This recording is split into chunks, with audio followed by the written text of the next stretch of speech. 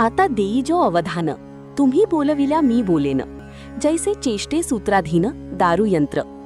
आता आपण लक्ष द्यावे. आपण मला बोलवीत आहात म्हणून मी बोलतो, गीतेचे व्याख्यान करतो.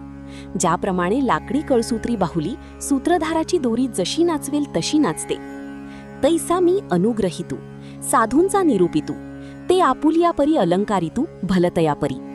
त्याप्रमाणे मी आपल्या कृपेतील असून साधूंचा केवळ निरोप्या आहे. ते सांगतील ते काम करणारा आहे. आता त्यांनी मला वाटेल तसे नटवावी. तव श्री गुरु म्हणती राही, हे तुझं बोलावे न लगे काही. आता ग्रंथा चित्त देई झडकरी वेगा. श्री गुरु म्हणाले, थांब, हे तू आम्हाला सांगावे असे नाही. आता तू चटकन ग्रंथार्थाकडे लक्ष दे. लवकर ग्रंथ सांगण्यास आरंभ कर. या बोला निवृत्ती दासू, पाऊनी परम उल्हासू, म्हणे परी असा मना अवकाशू देऊनिया. श्री गुरूंच्या भाषणावर निवृत्तीनाथांचे शिष्य अतिशय आनंदित होऊन म्हणाले, ते मी सांगतो, मोकळ्या मनाने ऐका. तरी पुत्रस्नेहे मोहितू, धृतराष्ट्र असे पुसतू, म्हणे संजया सांगे मातू कुरुक्षेत्रींची. तर मुलांच्या ममतेने वेडा झालेला धृतराष्ट्र संजयास प्रश्न करू लागला.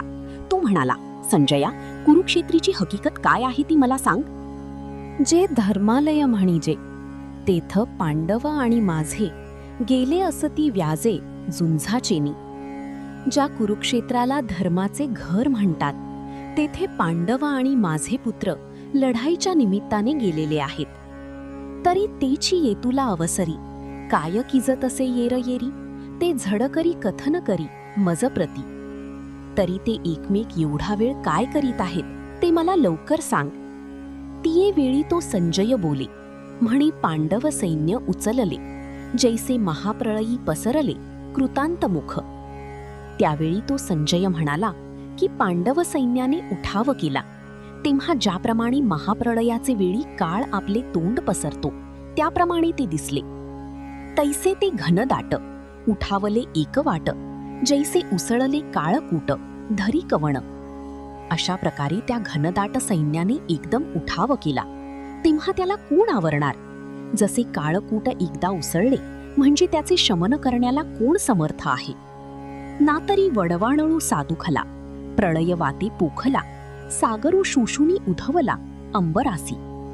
अथवा वडवानल, समुद्राच्या पोटातील अग्नी एकदा पेटला, तशात त्याला वाऱ्याने हात दिला म्हणजे तो जसा सागराचे शोषण करून आकाशापर्यंत भडकतो, तैसे दळ दुर्धर नानाव्यूही परिकर, अवगमले भयासुर तिये काळी.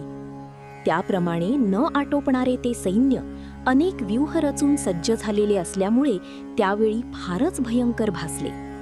ते देखून या दुर्योधने अवहेरिले कवणे माने, जैसे न गणिजे पंचानने गजघटांते. ज्याप्रमाणे हत्तीच्या कळपांना सिंह मुळीच मोजत नाही, त्याप्रमाणे ती सैन्य पाहून दुर्योधनाने त्याची मुळीच पर्वा केली नाही.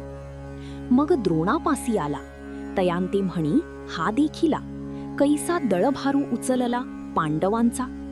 नंतर दुर्योधनाजवळ येऊन त्यांना म्हणाला, पांडवांचे ही सैन्य कसे उसळले आहे पहा.